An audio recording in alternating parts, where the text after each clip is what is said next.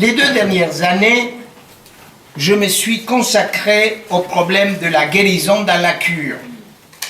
Et à l'intérieur de ce thème, j'ai dégagé les 3 modes inédits. Ça ne figure dans aucun livre de technique psychanalytique. 3 modes inédits d'intervention du psychanalyste.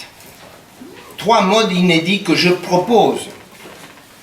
3 modes inédits d'intervention du psychanalyste visant à rendre conscient et tolérable l'inconscient douloureux du patient. À rendre conscient et tolérable l'inconscient du patient en espérant ainsi pouvoir le soulager du poids de sa souffrance et si possible l'amener à changer sa manière d'aimer.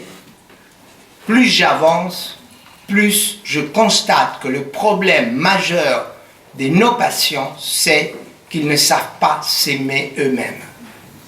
Et donc, le travail du thérapeute, le travail de l'analyste, c'est de le conduire à changer sa manière de s'aimer.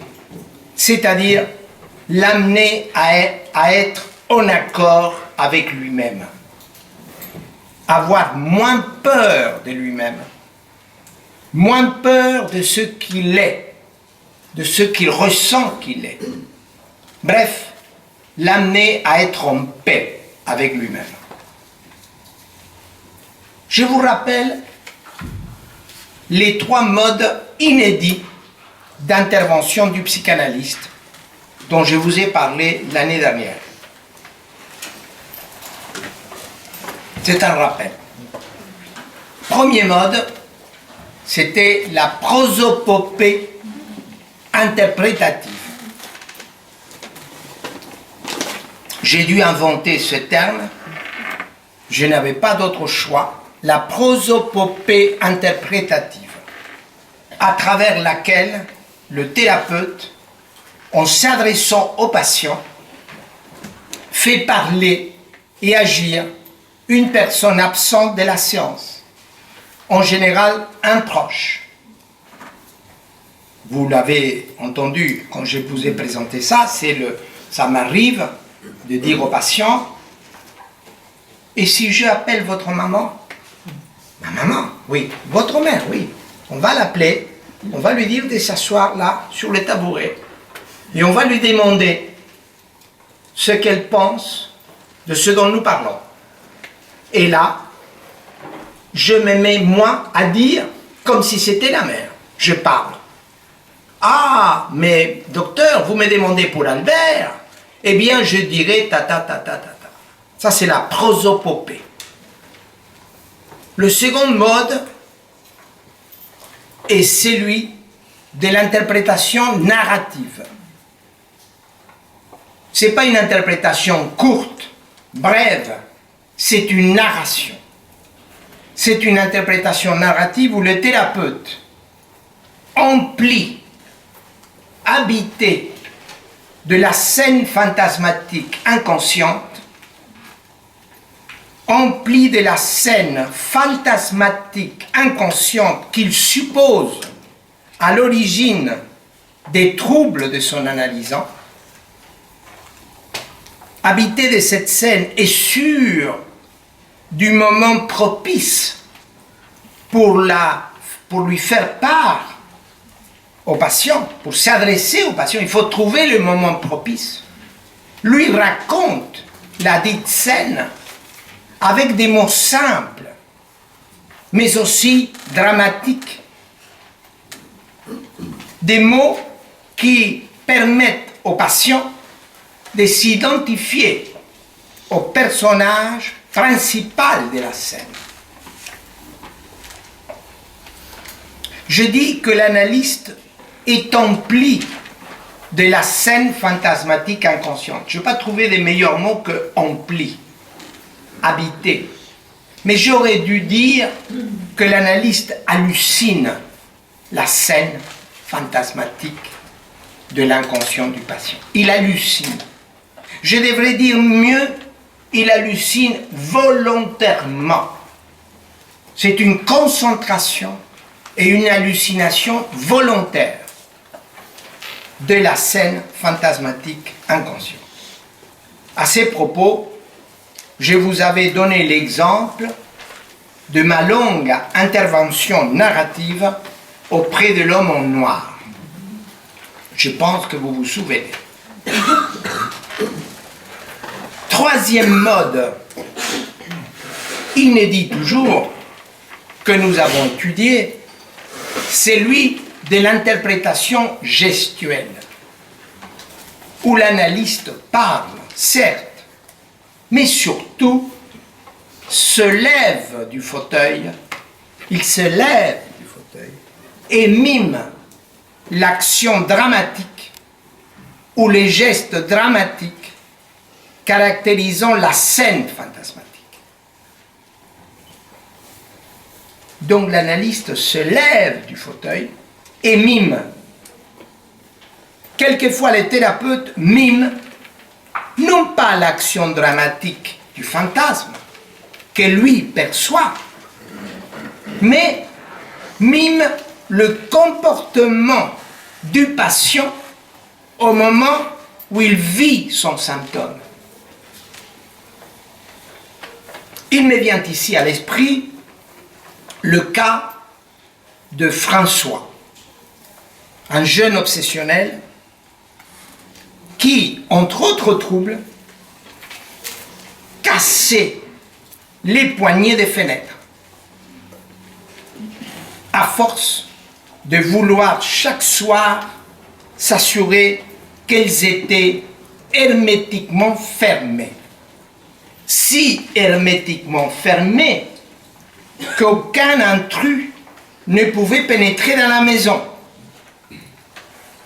Et il me raconte ça. Je suis en face à face et il me le raconte. Je me souviens parfaitement de cette scène, de cette séance. Après que François, en répondant à mes questions sur les circonstances de ce rituel du soir, car il y avait tout un rituel, il allait à la fenêtre, il fermait tellement fort qu'il cassait la poignée, et une fois qu'il s'assurait que la fenêtre était bien fermée et que tout était bien, il pouvait aller dans son lit se masturber. Et que dans la masturbation, il y avait une série d'autres rituels. Mais en tout cas, ça faisait partie d'un seul rituel du soir. Mais ce n'est pas tellement le rituel du soir, ce n'est pas tellement l'obsession. Ce qui m'intéresse, c'est de vous montrer comment fonctionne le thérapeute. Eh bien, après que François, en répondant à mes questions sur les circonstances de ce rituel du soir, m'ait décrit en détail le vécu de son symptôme, je m'élève du fauteuil, je me dirige vers l'un des tableaux qui sont accrochés au mur du cabinet et prenons le tableau pour une fenêtre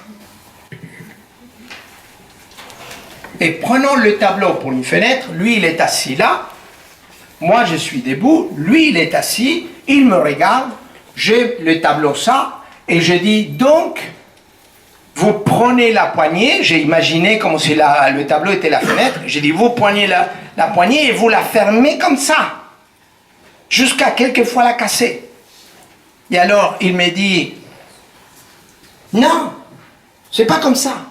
Je dis, comment c'est pas comme ça? Je le regarde, je dis, comment c'est pas comme ça? Comment faites-vous donc? C'est alors qu'il m'explique que mon geste de la main correspond à ce qu'il fait. Ça, c'est bon. Mais qu'il ne se place en aucun cas face à la fenêtre. Que pour la fermer, il se met toujours de côté. Il me le dit ça sans bouger. Lui ne bouge pas. Et je lui dis, comment ça? Vous fermez comme ça là? Je dis, mais pourquoi se mettre de côté? Je dis, pourquoi cette position inconfortable pour fermer une fenêtre? Se mettre de côté, c'est difficile. Et il me dit, parce que c'est là qu'il me confie, je ne tourne jamais le dos, de peur d'être poignardé par derrière. Je dis, poignardé par derrière? Mais comment? Comment pourrez-vous être poignardé puisque, ayant fermé la fenêtre, personne n'a pu entrer? Vous êtes seul dans la maison, bien sûr.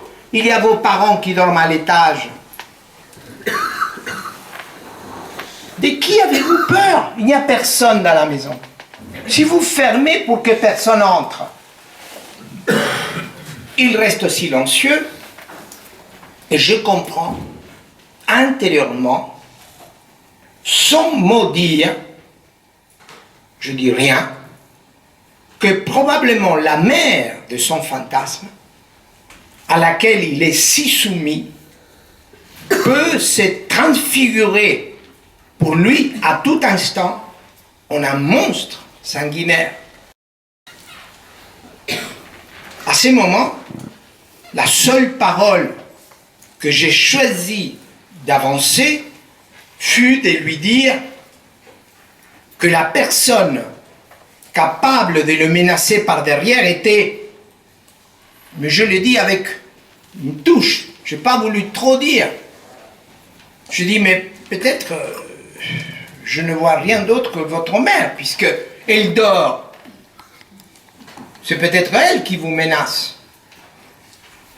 Bien entendu, j'ai pensé aussi, la menace par derrière, comme vous l'avez peut-être pensé, évoque aussi la peur de l'homosexualité, thème que je n'avais pas souhaité aborder avec le patient, mais dont il m'avait parlé aussi.